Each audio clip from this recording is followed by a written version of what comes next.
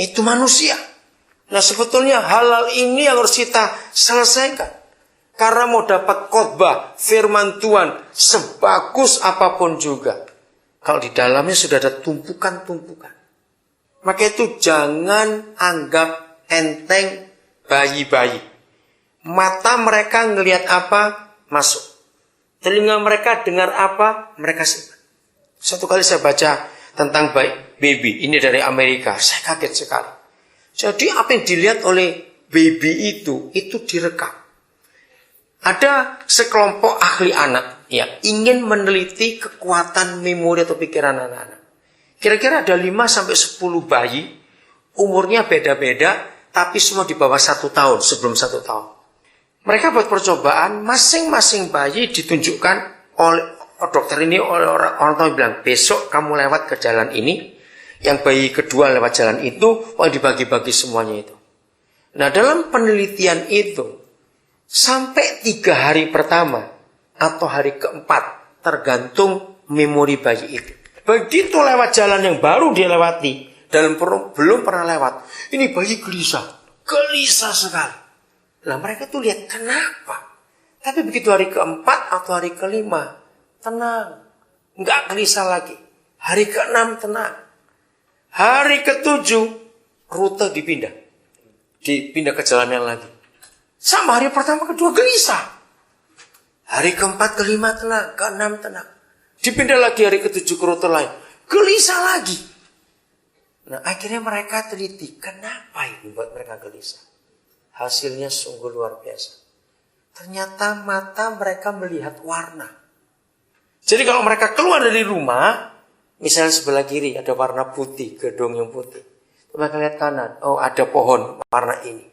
Ini lihat ke depan lagi, oh ada warna hijau. Ini warna kuning atau warna apa. Nah tiap hari lewat pertama, dia tuh mulai nyusun. Oh ini putih dulu, oh ini pohon warna hijau, oh itu merah. Itu seperti cetak foto. Hari kedua mereka masih gelisah, tapi semuanya ingat, oh ya ini ada, ini kemarin ada. Bisa bayangkan? Jadi apa yang dilihat oleh bayi-bayi, mereka nggak ngomong, tidak bicara, tapi terekam. Kita tidak tahu waktu kita masih baby, orang tua kita buat apa dan semuanya. Itu masuk. Maaf kalau saya lebih dalam lagi cerita. Masalah pornografi atau hawa nafsu percabulan, masalah seksualitas. Sama.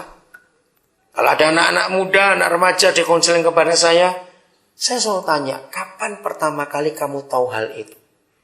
Sebab sebetulnya manusia itu peniru.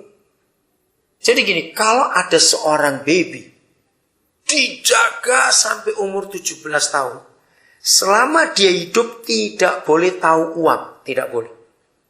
Maka percayalah sampai umur 17 tahun anak ini kan bodoh soal uang, dia nggak tahu. Karena itu manusia. Apa yang dialami itu yang dia lakukan. Sama misalnya ada anak kecil dijaga, tidak boleh nonton film, tidak boleh nonton apa-apa. Dia harus punya dunia sendiri.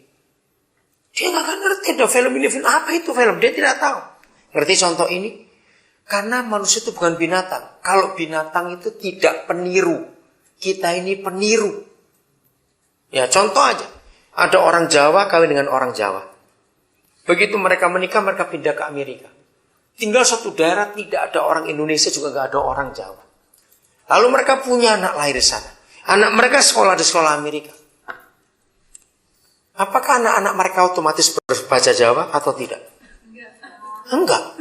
Karena lingkungannya. Itu masa yang dahulu itu. Walaupun bapak ibunya asli dari Jawa, anak itu tidak bisa berbahasa Jawa. Kalau tidak ada orang yang berbahasa Jawa di lingkungan. Tapi misalnya, waktu mereka pindah ke Amerika bawa anjingnya. Misalnya, nggak mungkin anjingnya gonggong bahasa Inggris. Betul nggak? Ayo, anjingnya gonggong, ya gonggong. Nah, itu manusia dan binatang. Beda. Apa kalimat saudara kalau ada apa spon atau busa apa? Spon ya, sini tahu ya, spon. Yang apa ya, spon ya tahu? Gabus? Bukan apa? Spons. Oke, begitulah. Nah, Itulah jiwa manusia. Kalau kita punya sepotong spons yang bersih sekali, ya karena itu masih baru, sepotong saja. Ya. Terus kita tidak tahu, kita taruh di sebuah tempat. Ya, di situ ada tumpahan air kopi. Spons itu bisa nolak untuk tidak nyerap atau harus nyerap? Harus. Dia tidak bisa milih. Nah, itu jiwa kita. Apa saja yang kita dengar, kita lihat, itu masuk. Kita tidak bisa milih. Maka itu besok kalau punya anak, jaga baik-baik. Semua anak itu tidak pernah tahu salah atau benar, itu tidak tahu. Buat semua anak itu benar. Ini berbahaya. Jadi kalau bapak ibunya buat salah, mereka tahu nggak kalau itu salah? Itu yang dia harus dilakukan. Maka itu kita kalau jadi papa mama harus jadi contoh yang baik. Nah kembali pada masalah seks tadi. Apalagi kalau ini keluarga yang kurang mampu, sehingga nggak punya kamar tersendiri antara orang tua dengan anak. Maaf ya saya ceritain. Banyak kali kejadian gitu. Jadi kalau mama papa tinggal satu kamar dengan anaknya. Namanya anak kecil, walaupun nggak tahu apa-apa, maaf. Malam itu dia terbangun, namanya anak. Tadi dia mungkin mau kencing atau mau minum. Ternyata dilihat papa mamanya lagi ngelakuin hubungan seks. Dia kan nggak tahu ada apa itu. Ya dia lihat, tidur lagi. Tapi itu terekam. Dia nggak ngerti, tapi itu masuk. Nah waktu dia mulai dewasa, ada lingkungan, orang-orang yang mulai, ingat lagi gambar itu. Ngerti contoh-contoh ini? Maka itu dua kata waktu ini penting. Yang dahulu, itu sejak kita lahir. Yang zaman purbakala, itu waktu kita masih dalam kandungan. Ini yang akan jadi penghalang dalam hidup kita. Untuk kita mengerti hati Tuhan. Markus pasal 1. Kenapa ada firman seperti ini? Ayat yang pertama. Inilah permulaan Injil tentang siapa? Yesus Kristus anak Tuhan itu. Jelas sekali. Ini permulaan Injil tentang Yesus Tuhan kita. Tapi lihat ayat 2. Seperti ada tertulis dalam kitab Nabi Yesaya. Lihatlah aku menyuruh utusanku mendahului engkau. Ia akan mempersiapkan jalan bagimu. Ayat 3. Ada suara orang yang berseru-seru di padang gurun. Persiapkanlah jalan untuk Yahweh. Luruskanlah jalan baginya. Dan seterusnya saya nggak usah baca.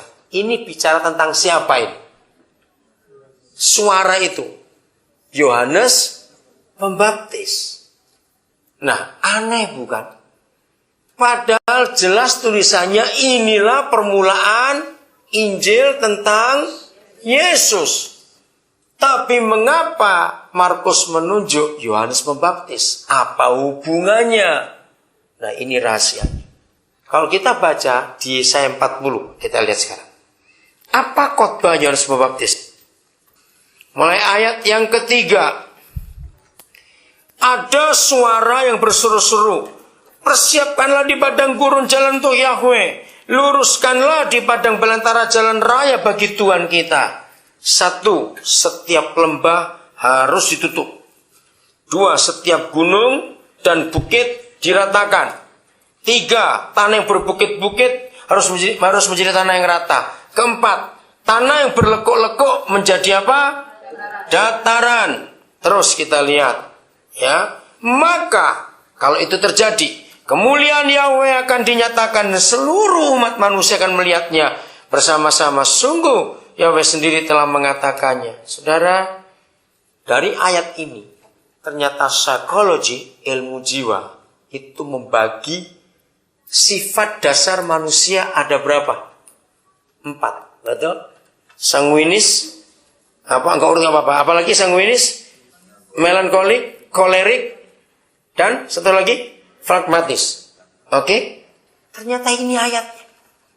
Inilah sifat dasar manusia dibagi 4. Nah dari masing-masing itu akan diarahkan lagi. Yang melankolis karena apa? Lalu ada hasilnya begini. Nanti yang pragmatis karena apa? Kenapa begini? Karena siapa? Waduh jelas sekali. Dan ini ayatnya. Mari kita lihat satu-satu. Kembali ke ayat 4.